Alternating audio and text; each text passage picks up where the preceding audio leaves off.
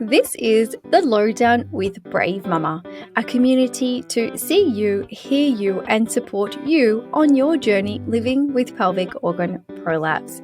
Hi there, it is your host, Steph Thompson, and seeing as it's still April, we were going to be bringing you a conversation about Caesarean Section Awareness Month. Now, we know how the world works and things don't always go to plan, so we've just had to do a little swap between this episode and next week. So this week, we are going to be bringing you a conversation with our friend Hayley Wildsmith from Auckland Hypopressives. We interviewed Hayley back in season 1, I think it was around episode 9, where we talked about her journey with Prolapse and how hypopressives have been able to help her. Now, Hayley has also been an amazing support to our tips and tricks for women living with Prolapse group as an admin for over 4 years. So what I'm going to ask you to do is bring an open mind to this conversation and see what you can learn. And just before we get into today's chat, I would like to thank our podcast partner for today, the Empowered Motherhood Program app. It was created by the pregnancy and postnatal expert Kimmy Smith and women's health physiotherapist Liz Evans. This is physio-led exercise for every single stage of your motherhood journey. And while I'm not having any more babies for me now, in my motherhood journey, I really love to specifically focus on the pelvic organ prolapse section. For you, the listener right now, you can receive 10% off the lifetime of your membership. There is a link in the show notes below. So now let's get into our chat with Hayley. Oh, Hayley, I am so delighted that you are back on the podcast and joining us today. And I want to just start by saying you were specifically invited because you've got something amazing to share with us, which we're going to talk about in a minute. But as a fellow mum living with prolapse, where are you at right now on your own journey? Thanks for having me, first of all, Steph. Currently, I am in quite a good place. I'm physically fit, I'm active, I'm strong, I'm happy, I'm healthy. Pelvic floor-wise, I had a uterine surgery about six months ago now, and I've completely recovered from that. So that was due to some ligament damage that I had repaired. And also we had to check a few things out inside my uterus and do a bit of a DNC and a biopsy, which thankfully everything came back as negative. So that's good news. And we're just going to monitor my health from here on out, similar to many women, I guess. That's amazing. I think that obviously the last time we spoke to you, you hadn't had that surgery. So it's nice to hear that there's a positive light for you, even after 6 months, that you feel so much better and recovery's on a journey. Something else was happening for you at this same time, which obviously I know because I've been so invested in watching you on your journey. You have created something, and I want to just be really clear with everyone here. When we talk about this, what you've created, we are going to be guiding this conversation really back to pelvic organ prolapse specific, even though what you've created is not pelvic organ prolapse specific by itself, if that makes sense. How about, rather than me rambling, you just tell us what it is and how it helps women? Absolutely. So I have created, a product called the Booty Kit. It is a kit for the glutes, and it is intended to help women with their health.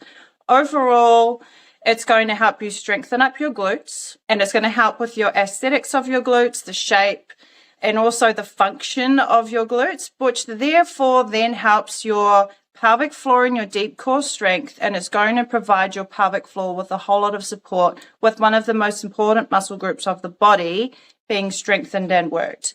The secret sauce to pelvic floor and prolapse is having a really good connection with your respiratory system and how you use your breath and you work your pelvic floor and your core, making sure that your breathing mechanics are working well and in order, in the right order and right synchronicity.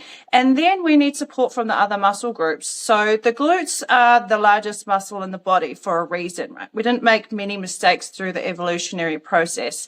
They're right there in the middle of the body, sitting right behind and underneath and around the pelvic floor.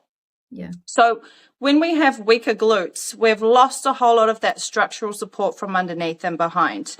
And the pelvic floor has to take so much more extra load and force throughout the day, every single day, because it doesn't have that backup system of having strong glutes. And the same goes for having a strong core. You know, if you have a strong, deep core, that's going to help itself. So strong pelvic floor musculature, the transverse abdominis, which is that deep corset muscle or the deepest layer of the core, which is responsible for our stability and also our strength. So that muscle is also very important. And then together they really need to work, and they should work as one unit. And when you have a missing link, and such an important missing link, such as weaker glutes, then you're really leaving your pelvic floor open to a whole lot of stress and trauma that it doesn't need to necessarily go through. With this product, it's designed to help women in many ways. Yes, it's going to help your aesthetics. And let's face it, as women, that's important to us. We want to feel confident, and we want to feel like we look good in our jeans. And 90% of women or more have cellulite. I've got it. I've had it pretty much as long as I can remember. Yeah. And I think if you took 100 women, and if you asked 100 women, 90% of those, remember, probably have cellulite. Would you rather have cellulite, or would you rather not have cellulite? Most of them would probably say, I would rather not have it. But the master plan of the product is really to help women with their deep core system. And with that, I like to include the glutes. Yeah. Do you know, it's funny as you were saying that. I think in social media spaces, and you've probably seen this, there's been a big push for body self-love, exactly how we are, so that we don't have to compare ourselves to magazines, and then so that whole cellulite conversation. But sure, we love ourselves and we're getting better. But the reality is, when you look at your behind, or you're looking at your glutes in jeans or whatever it is, if you don't like what you're seeing, it doesn't matter how many times society tells you just love yourself how you are, just love you, and because it's been ingrained in us for so long. So I think our age group and our demographic, we already have that. Even if you don't want to admit it, even if you say, oh no, I've got self-love, I've got body love. But if you had a choice to not have a mum bum, like the mum bums that just go totally flat, which for women with prolapse, we know is not helpful. Absolutely. And you lose all that muscle, and you've got that flat mum bum because of the clenching of holding on to your prolapse. It doesn't help you. And then obviously you don't like the look of it. If you can change that, if there's an opportunity to do that and you want to do that, I say, why not? Why not put your hand? Here's the beautiful thing. Whenever we work for an aesthetic goal, as long as we're not cheating and taking shortcuts or doing any unhealthy habits to get there, you're going to be working on your health and your strength and your fitness as well at the same time. So I like to think of it as function first. Function should always come before aesthetics. Aesthetics are nothing but a byproduct of working on your strength and your optimal function. And for women with prolapse, if we don't take the glutes into account, you're missing all of that support from underneath. Prolapse happens when the forces from above cannot be matched by the forces from below. And it can be something that will happen, say, straight after a birth, or it could be something that can happen progressively over time. And as women go through menopause as well, we lose a whole lot of structural support because we don't produce something called collagen. So collagen is like the glue that holds our body together. And we have this stuff called fascia, which is comes in many different forms. But if you can think of it like a web, like a spider web through your entire body, it's absolutely everywhere. And the collagen helps hold the fascia there as well. Through our pelvic floor, we have this fascia. We have this webbing structural support. So we have muscles, and often in the prolapse world, women will talk about having avulsions, so a tear of a muscle which has happened through childbirth. But we often don't think about the damage that's happened to the fascia or the connective tissue. And that can be a big cause of prolapse as well. So while we're trying to think of the body as a whole, we can't avoid the aging process. So the collagen, once we start to lose that, it's going to start to dissipate through the body. And remember, that's like the glue that holds everything together.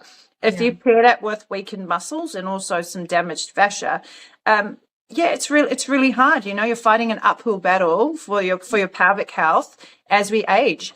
And if we can do something to help strengthen up the other muscles which haven't been damaged from childbirth, why would we not want to do that to help both preventatively and as a treatment plan for prolapse?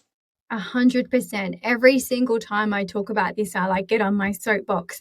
Every women's health physio has said to me, I know you want to do your pelvic floor, like the Kegel type things, but you actually need to be building the strength of your glutes and your quads and your legs, because that, like exactly what you just said, they're holding you from underneath. If that's all weak, you can do all the Kegels you want. Exactly. But it's not going to actually make a difference. And I think that's a big piece missing in the education when it comes to prolapse and rehabilitation, is that they don't focus on the glutes as much. I mean, we run quite a large support group of women with pelvic organ prolapse, and we hear all the time about women who have gone to pelvic floor physical therapy, which is absolutely important. And I feel like everyone with prolapse should be going through this treatment plan, at least to get an assessment.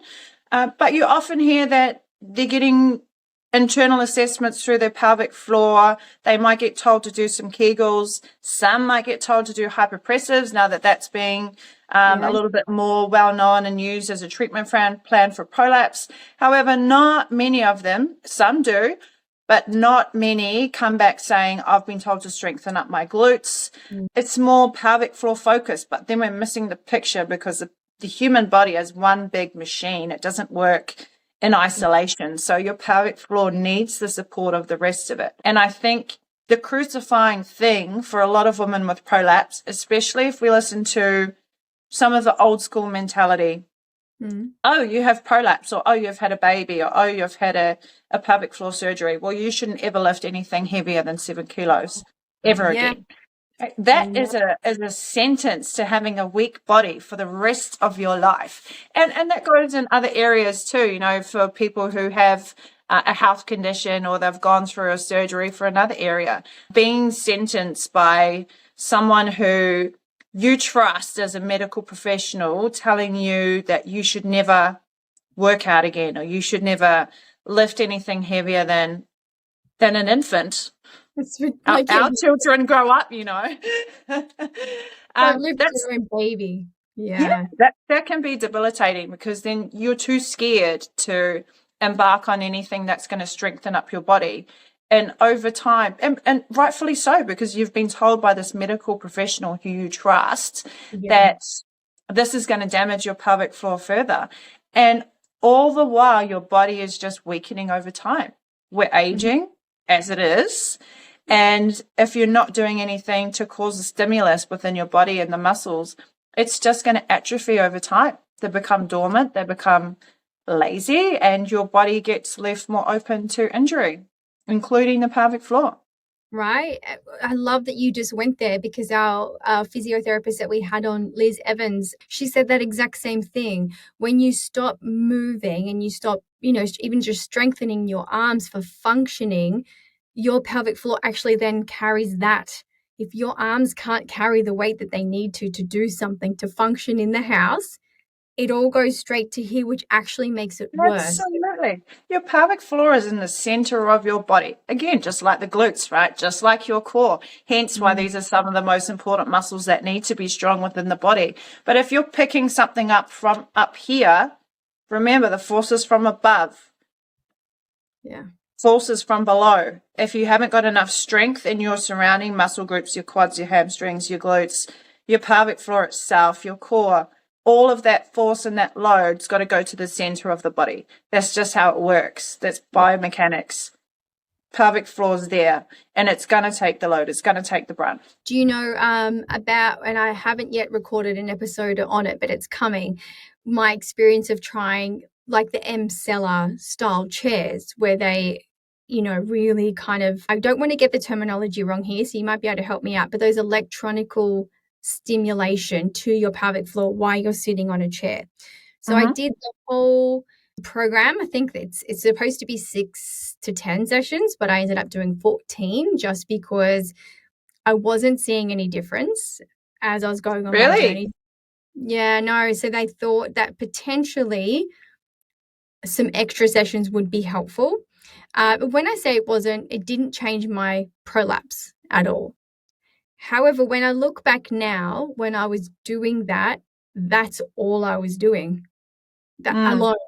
I wasn't doing the Pilates reformer and I wasn't doing the physiotherapy. I was just doing that, thinking it was going to be the fix. This is going to fix me. I think, however, it may have helped your pelvic floor itself. I'm going to say no. Actually, I want to say it 2 different ways. It didn't change my prolapse or pelvic floor feeling itself. However, my recommendation would be that any woman should be sitting on that chair to know what a true pelvic floor lift is before they ever try and do a Kegel on their own. Because when you sit on it, and I thought I was pretty well versed with knowing my pelvic floor because I've had the biofeedback and, lift and squeeze and let go, and I could see it on the screen. But when you sit in this chair for the first time, you're like, oh, that's what it really feels like. Oh my gosh. Okay. So then you can then mirror that and do it yourself because you know exactly how it's meant to feel. I'm kind of doing that motion because I can almost go back to feeling like it's happening. I think everyone should have access to that. Watching you do that's prompting me to. Can I share one of the best pelvic floor tips that I have in my toolbox that I can share that may help everyone out there? So with the Kegel, we're not just focusing on the clamping of the muscles, right? We're thinking of the lift of the pelvic floor musculature as a whole. We're not just trying to clamp the vaginal walls. We want to lift, and we want to lift on an exhalation. So that movement there mimics a jellyfish. Okay, This is so if you visualize, and the way a jellyfish moves and swims it's beautiful. It's rhythmic. That's what we want with the pelvic floor as well. So when the jellyfish opens out, it looks lovely. It's fully relaxed. And then it comes in and it picks itself up and it lifts. So if you can visualize how a jellyfish swims and then relate that to your pelvic floor and then feel it. Feel the jellyfish swimming up on your exhalation when you're bringing your pelvic floor up. We're not trying to clamp. We're trying to swim the jellyfish up. I'm doing it right now. Because I think, as you said, when you visually see and hear someone, it definitely is better than just trying to do it on your own. And in fact, here's a confession for you. I was in a healing session yesterday, and then I just thought to myself, I don't think I've actually done any pelvic floor exercises for a little while. I've done all of the Pilates and the mental and the head and all of this other healing, but I was like, I haven't done them for a while, and I haven't noticed any difference. And that's a good thing. I think when I first started, I was like clenching and trying to pull and trying to fix so bloody hard that it probably was doing more, like, wasn't as helpful. I was going to say more damage, but it wasn't doing more damage. It wasn't actually giving me what I needed to create strength in that area, right? Let's just address the whole Kegel thing for a moment, if you don't mind. Love it. For some women, if you are hypertonic in your pelvic floor, doing Kegels and especially clamping and using a chair such as the Emzella chair can and most likely will make your pelvic floor issues worse. It doesn't mean that you shouldn't know how to do a Kegel, especially with a lot of the women who are hypertonic are clamping, they're squeezing, they can't get the lift. We want to be able to gently work and lift and move the musculature. But for women who are hypertonic, it can be damaging to just go away and do Kegels until the cows come home. So for those women, it's more about relaxing the pelvic floor. However, you can, so you mentioned you hadn't been doing any pelvic floor, but you had been doing your Pilates. And if you're breathing correctly through your Pilates, which I'm sure you are, then you're doing Kegels every single time you exhale of a rep. If you're focusing on that lift and that draw up, your pelvic floor is moving. Essentially, that's a Kegel. I mean, a Kegel is just a movement of the pelvic floor in isolation. But when we build on that, we build on the lift of the pelvic floor with the contraction of the deep corset muscle. We can build on that by doing, say, a bridge. We all know bridges are prescribed in almost every rehab program, from pelvic floor issues to knee surgeries to, absolutely anything. And pelvic floor lift, core comes on, glutes come on. That's still working your pelvic floor. Oh, I love that. Thank you. I didn't make that connection. Because I wasn't doing them in isolation before bed as prescribed by the people who we trust. Yeah. So I love that this conversation is going that holistic type health. And I hope for anyone listening, and they can say, okay, I might need to ask different questions when I go back to my physio if they're only giving me one exercise to do in isolation on its own. And that's the key. If you look at a squat, for example, that is one of the best exercises that you can do for the pelvic floor. And Google it. Even Google will come up with multiple different references. However, we also know that can be damaging for some women with prolapse, depending on their grade of prolapse. And you can look it up. You can look it up, in Google, and you'll get almost every website saying squats are one of the best exercises you can do for a pelvic floor patient. If you go in our support group and you write in, everyone should do squats, we would have so many comments by women saying, I can't do squats. There's no way. If I did a squat, I'd be in bed for the rest of the evening, because everyone is different. And when we generalize with pelvic floor health like that, it's never going to be a one size fits all, because everyone is so different in their grading and their age gap as well. So while squats can be labeled as one of the best exercises for anyone with prolapse, we know for a fact that it can also be debilitating for someone with prolapse. And then you get confused, and it's like, well, then what do I do? Because how do I know what's going to help and what's going to hinder? And it can honestly be a bit of a trial and error process. But if you start from the basics and you use gravity as your friend rather than your foe, and you build up some strength, while you are on the floor, then you can slowly progress into doing movements where you're standing up.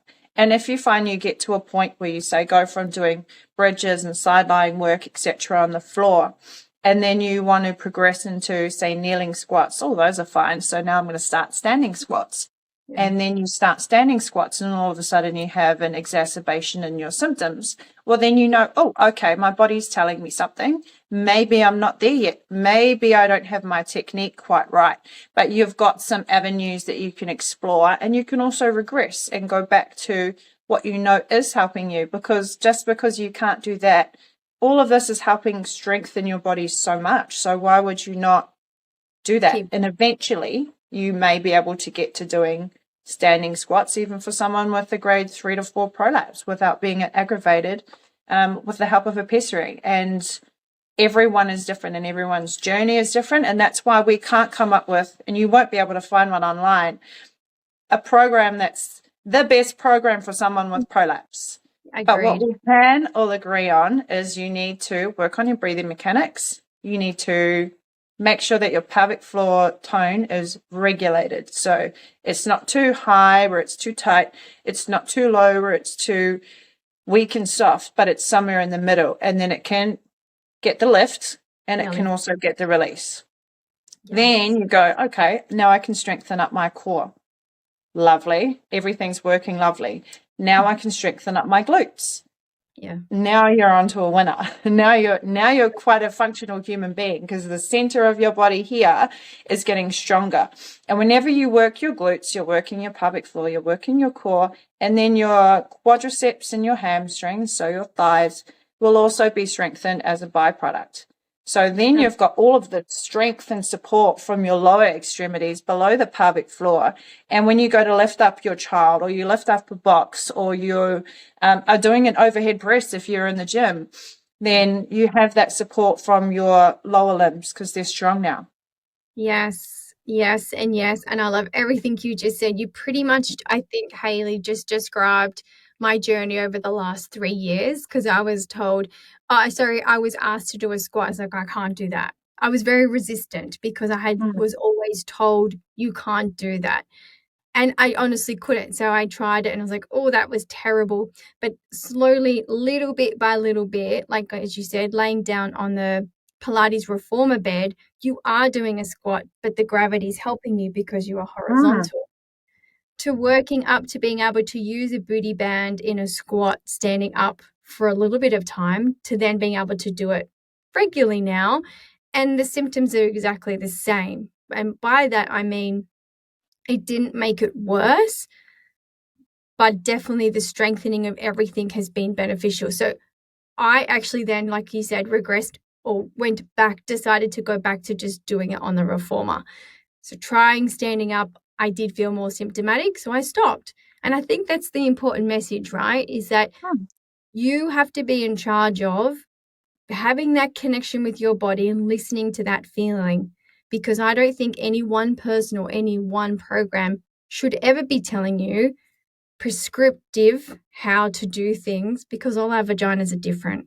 All our prolapse, 1,000%. everything. And I will have clients in front of me and they can look like they have the best technique I have ever seen. But if something is not right internally, that's up to the person who's exercising to recognize and realize that feeling, and then also respect your body. Troubleshoot it. Can I make that issue go away? Is it something that I'm not doing right? Am I not exhaling when I should be exhaling? Am I not bringing my pelvic floor up? Is the load too heavy?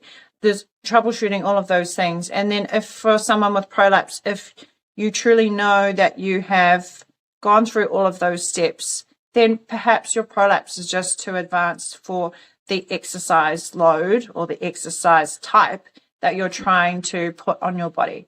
And then you go, oh, I feel deflated. I feel like this prolapse has beaten me.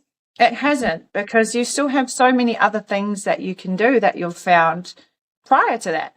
And it might be that you can't do a squat, Steph, but it may be that you can do a lunge. It's not like the end of the world if we get to find something that, I mean, for me, for example, I won't lift heavy anymore because I know it's my pelvic floor just doesn't really like it. So I lift weights and I train regularly, but I won't go back to lifting heavy like I was prior to my third child. Yeah. Okay. It doesn't mean that I can't do weights or train anymore. It just means that I've got to be a little bit smarter about my personal approach, and you find a workaround. So good on you for not being deterred by that and going back to what works for you. Yeah, right. And I just love that. We've always been really open in saying that no stone will be left unturned, meaning that everything I do is to try and better how I live with prolapse. Because for me, there is, at this very current day, this very current moment, there is no surgery on the table to be offered to alleviate what's happening for me. So I'm like, okay, well, what else is there? This is exactly why I asked you, can I please have this booty kit? Because initially, I mean, look, our ego will say, I just wanted to do it for my pelvic floor so that I can help it. But ultimately, I don't love having a mum bum anymore. I used to be an athlete. I used to like the way it looked. I used to like the way it felt. I liked the way it supported me, whatever. So this is why I'm like, okay, I want to try this. Now, it's only been very, very new. So I've only tried it 2 times. But I just want to do a little walkthrough of everything, if you don't mind, just because if anyone was interested in trying it and they want to see what it entails and what do you do with it? Because I like the Emceller chair. I feel like a lot of women, I don't know what it's like in New Zealand, but it's very expensive to even try it here. Very expensive here as well. Okay. So that is a barrier for a lot of people who say, oh, well, that's great. You got to try it, nose don't unturn, but I can't do that. I think that something like this, would you say it would have the similar desired effect of what that is trying to do as well? The chair is designed specifically for your pelvic floor, correct? I haven't tried it myself, so I'm not sure what the chair is like to personally experience. However, one of the, people don't know what's in the kit yet, one of the pieces that's in the kit is an EMS device. So it's an electronic muscle stimulation set, and we have a pad which is designed, stick into everything, which is designed for your glutes. So you've got one butt cheek on either side, and then you have a power pack up the top. And then we have two pads like this, which would go underneath your bottom and wrap around the back of your thighs. Yeah, I was going to say, do they go on your thighs, like where your bottom creases in, or do they go lower? Because I watched the videos, but I wasn't sure if I was meant to have them a bit higher up under the cheek. Just under the cheek, roughly, it would be fine if there was a few centimeters there. I mean, it depends on the size of the woman that's using it as well. They might prefer to have it a little bit lower if they're taller than someone who's quite slim and short. They might prefer to have it right underneath the glute. But you will find for most women, the problem area is that banana roll area, which is right underneath the glute. So therefore, you would probably want to put it there. What's it called? A banana roll? Banana roll. Oh, okay. That's what they call that little area underneath the glutes, the banana roll. I like it. I now know. Yep. I love it. Okay. So you put it under there. Yep. And then you turn these on. Obviously, you set it to the program, and then it gives you. So I can tell you, because I've tried both, the feeling is very similar to the layer of the surface with the muscles and the way that it contracts and moves them. Obviously not the deep pelvic floor, as you mentioned, because the chair is very super duper powerful. It actually can jolt you in the way of, it's a bit scary at first, like, oh my God, what is that? I've been rest assured that it doesn't cause damage. So in all of this, for anyone who's listening, I'm not a rogue. I actually go out and I speak to either my surgeon or my specialist first before trying anything, because it's important that anything we do in life, if you are not unsure about it, you ask someone, is this safe for me with my condition where I am at right now? And then they say yes or no, and then you make your decision. It's up to you, right? Mm-hmm. Absolutely. And in that sense, yes, it's sending an electrical stimulus or an electrical impulse into the muscle, and then therefore the muscle will contract. It is set with different rhythms depending on which mode you select. So you have 1, 2, 3, and 4. Mm-hmm. And then within each mode, you have an intensity level, which you can turn up by the top button, and it's going to get stronger in terms of the signal that it's sending into the muscle. And therefore, your muscle will contract harder or lesser, depending on how you would like to have it. I know you tried it on one of the first levels, level 1, I think, and you had it on quite low and you felt that it was contracting enough. I did. For you? You could see me. I started laughing when you said that, because I was laying on the bed and my 7-year-old daughter was helping me, and she just kept pressing it and it went really high. I'm like, stop. And then she's like, oh, sorry, Mum. And then my bum's just kind of going all over the place. But then I worked out you can actually just do it yourself. Like, you can do it yourself. Yeah, it's an experience. It is an experience the first time. So I definitely will say that go easy on yourself. Don't turn it all the way up. Just slowly turn it up to your liking. And when you put them on, I tend to stand in front of the mirror and turn around so that you can check where on the glutes it's positioned. You can have it up a little bit higher or a little bit lower on your butt cheek, depending on of which area of the glutes you would rather target, because we have our glute min, we have our glute med, and then we have our glute max, and they're all different muscle groups. However, if you have it kind of centered in the middle, it's going to be relatively evenly displaced. And then you have the control with your finger to just reach behind and turn it up as you need to. And then you just lie down on your stomach. And I say lie down on your stomach because it's going to preserve the life of the hydrogel sticky pads, and you don't have gravity trying to slowly pull the pads off. And you just lie there, and it will contract your glutes and your thighs for around 15 minutes before it powers off. You can scroll on your phone, you can read your book, you can watch telly, and you've done one heck of a solid glute workout by the time you get up. That's what I want to talk to you about. So my first question would be, how many times, I know you can't recommend as in how many times should I be doing it because everyone's different, but is there a guide? I just dropped the box, sorry. Is there a guide into how many times you could be doing this per week? I say, so you'll get inside your booty kit, you'll get a booty plan routine. So on that, I say to aim for 5 to 6 times per week. And that's purely a guideline. You can safely do it every day should you wish to do so. And you could do it less than that if you didn't want to do it that many times as well. It's really up to you. But for women, what we know through scientific testing is that little and often is best. Okay. Rather than trying to do a big chunk at once and only once a week or something. Okay, that makes sense to me. Now, for women who were doing it, say like I did on the lower mode, what could we say that would be equivalent to in terms of a workout? Because I know you just said at the end you feel like you've done a big workout. The second part to that question would be, should that just be the workout, or should I still be coupling it with my Pilates? Does that make sense? Absolutely makes sense. So first of all, I haven't done any scientific lab testing as to which exactly how many squats or lunges, etc. it would equate to, because you've got 10 different intensity levels per mode and there's so many variables. But you could say that it could be equivalent to around 300 squats, like body weight squats, doing a session of EMS. Yeah. Yep. And there have been studies that have been undertaken just in general on EMS, and some of those would say it would equate to even more squats. But yeah, I'm not going to put myself out there and say that it would be that good, because 500 squats is quite a lot. Yeah.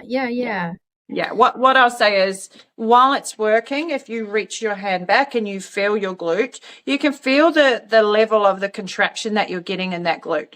And I know for a fact for myself, and I'm quite active, that I can't get quite that squeeze happening just with the squat myself. Okay. However, it's a different variable because you don't have the factor of load. Say a 60 kilo back squat is going to cause quite a lot of damage to the muscle fibers themselves, whereas this is strengthening the muscle, and the muscle is contracting via an electronic impulse. And then you have variables of the control as to how hard you want your muscles to contract. Okay. And also in the kit, so we have your EMS, that's one portion. We have an array of different booty bands which you use for the online training program, which comes with each kit, which is done through an online training portal. And then we have cupping therapy set, which comes with an oil. Yeah. And then you have a set of silicone cups. So those work by suctioning to the skin. Oh, yeah, that and then you move those around. So okay. You can squeeze it like that, or you can push the top of the cup down and then suction it onto your skin. And we know that cupping's been used for centuries, right, for a number of different health benefits, but I'll just list a few for those who may not know. It improves your blood circulation, especially to the area that you're working. So if we are working with, say, the glutes and the thighs, it's going to promote blood circulation to the muscles and the fascia and the tissues, all in that area that we're working. It's also lifting the layers. So it's creating suction. And this is one of the main reasons why cupping is used in a number of different treatments, is because we have the layers of the muscle, the fat. We have these layers of that fascia, connective tissue as well. And a lot of that stuff can get stuck. So the fascia can get stuck, and our layers in our tissue should all be made to slide and glide, including the pelvic floor, which is where some people get adhesions in the pelvic floor. It's like a knot in your shoulder, but it's a knot in your pelvic floor. So that's usually related to the fascia and the muscle. And then when we have the cup suction the tissues up, it lifts everything away from each other and it promotes movement between the layers.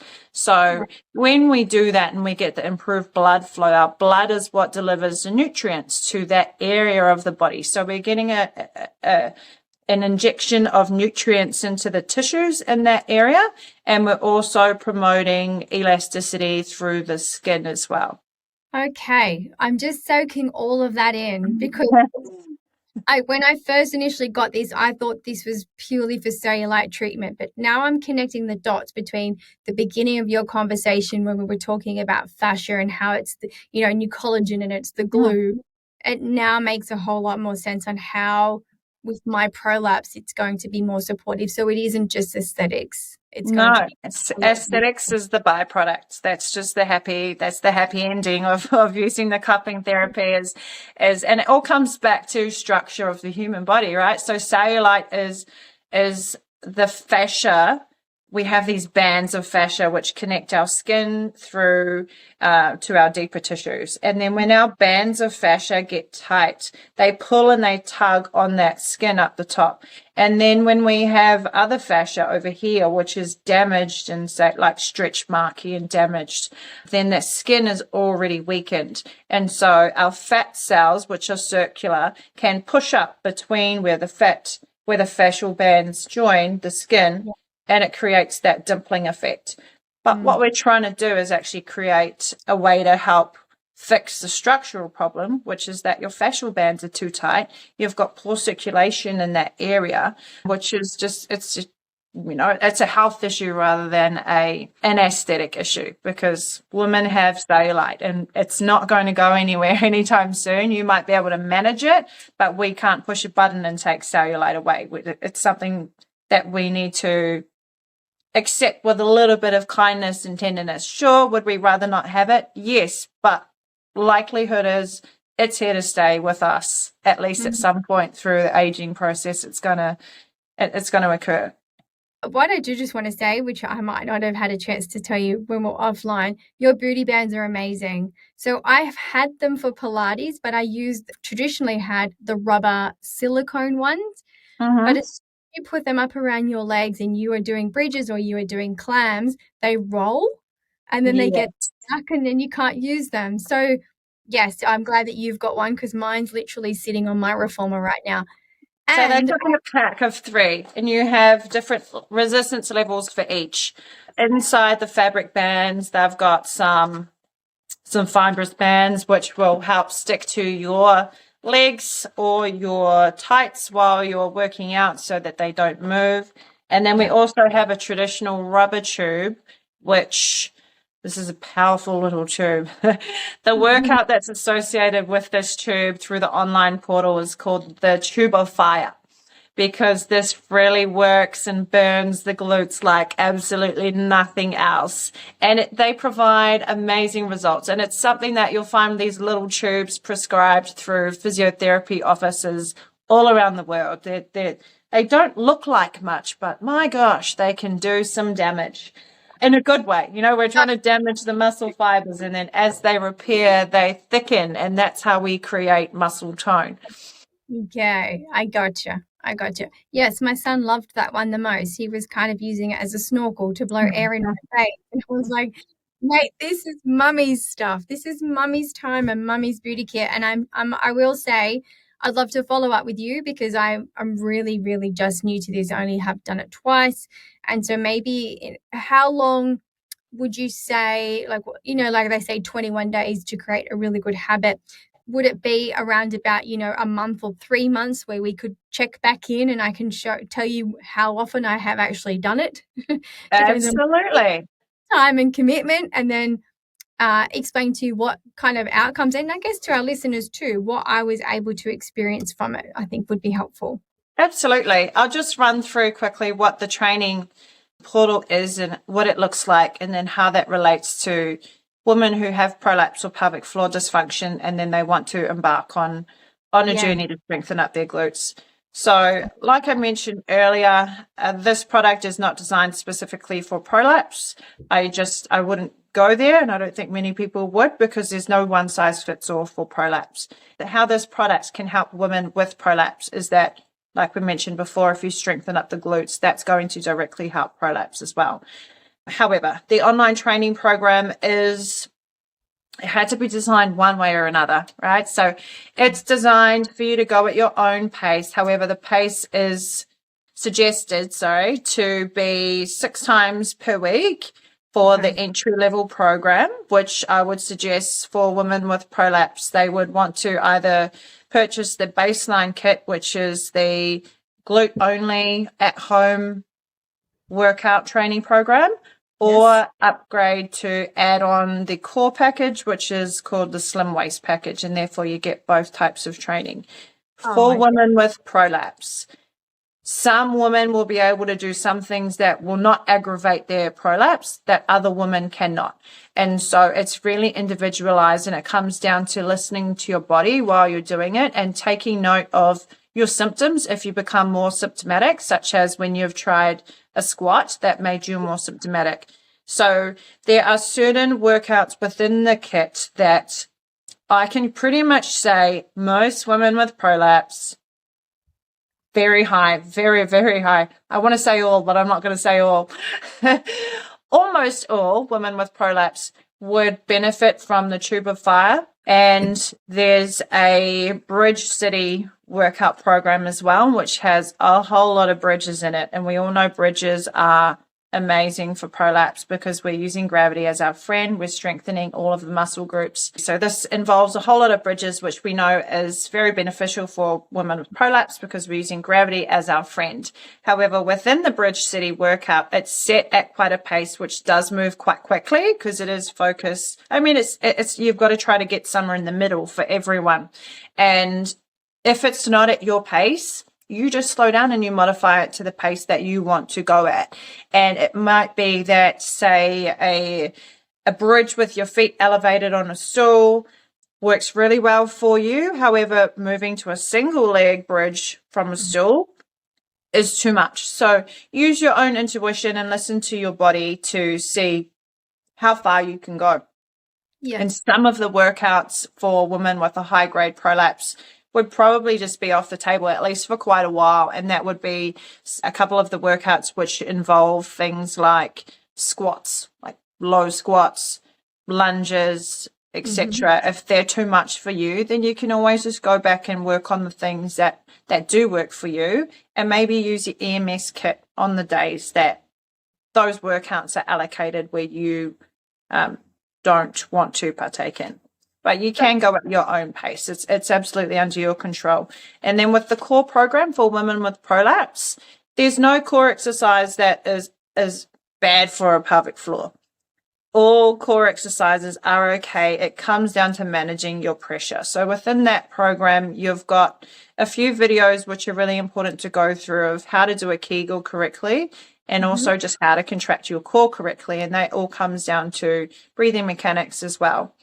Within that slim waist package, you have hypopressive exercise, which is absolutely prolapse friendly. Should you want to try it, it works the pelvic floor and the core via a stomach vacuum, where it suctions everything up under reduced intra-abdominal pressure. And then you also have your traditional core training. So it might be for someone with prolapse that they would want to start with just watching the instructional videos on how to correctly work your pelvic floor and your core, and then moving into the hypopressive exercise program. And then once your pelvic floor and your core are working nicely, you might want to try the traditional core program, which you have beginner and advanced. Obviously, I'd want you to start at the beginner level. And again, some of the exercises might be okay for you and some may not. Use your intuition and listen to your body.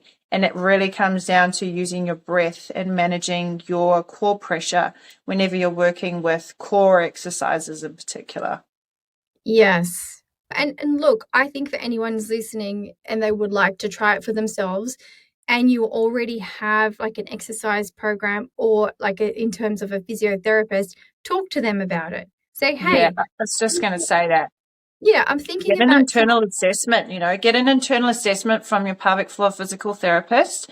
yeah. Ask them what state your pelvic floor is in. And it's really important for women who don't have a large budget to go out and work with a pelvic floor PT or a personal trainer every week, because let's face it, that's really expensive. The Booty Kit program is a one-off cost. It's really low in cost. That should not be an issue. However, people say, I don't go to pelvic floor physiotherapy because I can't afford it. But what you could potentially invest in is one session every now and then, maybe every 3 months, maybe every 6 months, depending on your budget, to go in and get an assessment, especially prior to starting an exercise regime, and say, what's my pelvic floor like? If they come to you and they say you're hypertonic, well, then you automatically know I shouldn't be doing too many Kegels, etc. And then you can use that information for your exercise programming to know how far you can push yourself as well. And then if they say, you know what, your pelvic floor is in a pretty good spot, you can use that as confidence. It's whether it's good news or bad news, it's information that's important for you. And then you can see the same physiotherapist, not a different one, see the same one 3 months or 6 months later, and then you can compare what your pelvic floor has done in that time frame. And remember that your pelvic floor physical therapist may not make notes on your file as in her pelvic floor did this and this and this and this and this. So take a pen and a paper and write it down, because you might forget. And then you can go back and you can say, oh, I took some notes last time I was here. This is what you told me. They will look at the paper and they will know. Or that you can even get them to write it down for you, and then take that back to them on your next session and just get a checkup. And the progress. I love all of that. And I think that anyone listening right now hopefully can feel like let it go a little bit. Don't feel like there's only one way to try and resolve your prolapse or try and reverse your prolapse. There are multiple ways and multiple avenues and lots of different ways, but be prepared for your journey. This is why we overuse this word journey, because where you are now and where you're going to be in 3 months and 6 months can look very different. Absolutely. Meet yourself where you're at on your journey. And I'm just literally talking about this right now. If you are in a place where the finances or the location barrier or whatever it is stopping you, go to all the free stuff first. Dr. Bree, Kim Vopney, all of the exercises for free on YouTube are there. Start there. Absolutely. Then, as you progress, or if you are able to change your circumstance in any way, then go into it. Don't feel like you've got to build Rome in a day, as they say. And let's try and change the mindset from I need to reverse my prolapse to I want to improve my pelvic floor function.